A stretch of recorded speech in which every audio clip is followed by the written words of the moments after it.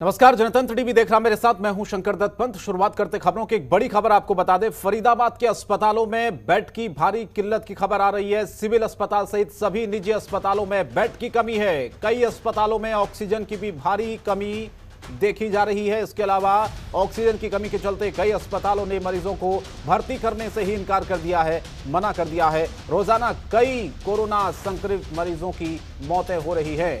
आंकड़ों के मुताबिक 12 अप्रैल से अब तक 300 से ज्यादा की मौतें हुई है। निजी ऑक्सीजन प्लांट ठीक दाम पर लोगों को ऑक्सीजन दे रहे हैं, लेकिन फरीदाबाद के अस्पतालों में बेड और ऑक्सीजन की ये भारी किल्लत ने सबको परेशान कर दिया है। सिविल अस्पताल सहित सभी निजी अस्पतालों में बेड की कमी के चलते मरीजों को दिक्कतें हो रही हैं। ऑक्सीजन की कमी के चलते कई अस्पतालों ने मरीजों को ही भर्ती करने से इनकार कर दिया है।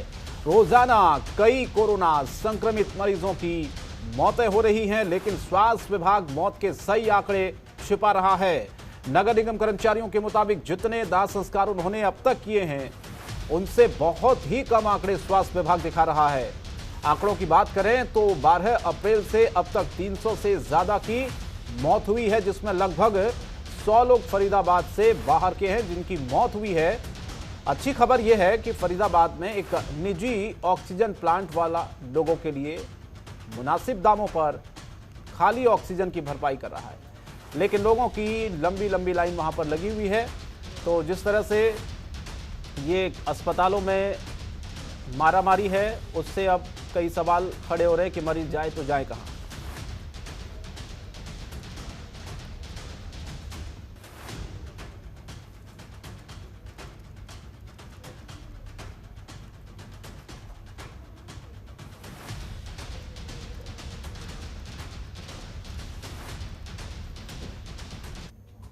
सुनील चौधरी हमारे साथ इस वक्त सीधे जुड़ रहे हैं, एडिटर पीएचएच में। और लगातार सुनील, जिस तरह से ये खबर सामने आ रही कि अस्पतालों की स्थिति जो है बहुत बदहाल है, बेड्स वहां पर नहीं बचे हैं, मरीज जो हैं वो वापस लौट रहे हैं, इतनी भयावह स्थिति आ गई है, तो इसके लिए क्या ठोस कदम उठाए जा रहे हैं आखिर?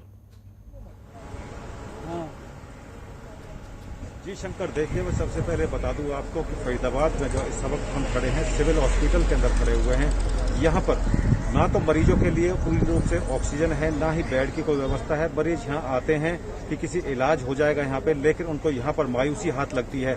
इसके अलावा बता दूं कि फरीदाबाद में जो निजी अस्पताल भी हैं, उनको सरकार की तरफ से या जो निजी जो ऑक्सीजन प्लांट है, उन्होंने भी सप्लाई देनी बंद कर दी है। उनका कहना है कि जब उनको सप्लाई ही नहीं मिलेगी तो वो मरीजों का इलाज कहां से कर पाएंगे। अब सबसे बड़ी बात बता दूं कि इस मामले में फिलहाल अभी सरकार का जो रवैया जो रहा है, बिल्कुल एकदम, ये कहूंगा कि बिल्कुल एकदम नाकाफी है। और किसी भी तरीके की कोई राहत यहाँ पे मरीजों को या उनके जो पेशेंट हैं, जो उनके साथ में आते हैं, वो किसी प्रकार की कोई राहत नहीं दी जा रही है। जी शंकर, लेकिन राहत नहीं मिल रही है। सुनील, एक चीज हम समझना चाहते हैं कि इतने दिन से महामारी चल रही है, ऑक्सीजन की किल्लत लगातार चल रही है, बेड्स की कमी अस्पतालों में, आईसीयू बेड्स की, आप क्या इसके लिए कोई कदम क्यों नहीं उठाए गए अभी तक?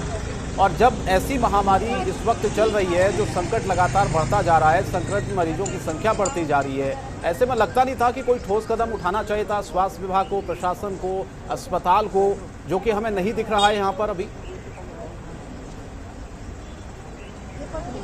जी शंकर, इस मामले में सबसे बड़ी नाकामी यहाँ के स्वास्थ्य विभाग की है।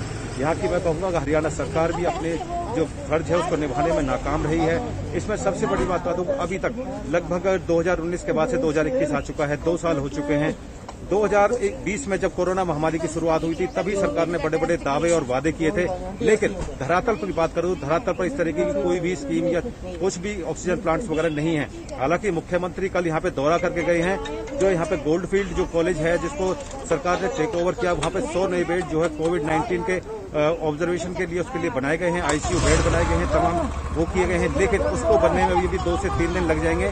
और 25 लाख की आबादी वाला फरीदाबाद है, तो क्या सिर्फ 100 नए बेड जो आईसीयू वाले बनाए जाएंगे, क्या उनसे पूर्ति हो पाएगी? सबसे बड़ी बात यह है। दूसरी बात यह है कि सिविल हॉस्पिटल जिसमें इस वक्त जब हम खड़े हैं, यहाँ पर एक ऑक्सीजन का प्लांट भी है, वो भी अभी तक चालू नहीं किया गया है। जब पहले ही जो चीजें सुविधाएं यहाँ पे है, जो उन्हीं सुविधाओं की बात करें, वही पूरी तरीके से सुचारू रूप से नहीं शुरुआत हो पाई है, तो आगे आने वाले समय में मेरे ख्याल से तो ये बहुत ही भयावह स्थिति होने वाली है। जो स्थिति हम आज देख रहे हैं, इसके बारे में बता दूं कि आज भी अभी 4 से 5 पेशेंट जो हैं ऑक्सीजन की वजह से भी और इलाज पूरी तरीके से ना मिलने की वजह से सिविल हॉस्पिटल में दम तोड़ चुके हैं। बीती रात भी 7 पेशेंटों ने 7 मरीजों ने क्या नाम है इस तरीके से ही दवाई के और इलाज के अभाव में जो है दम तोड़ दिया था। जी शंकर।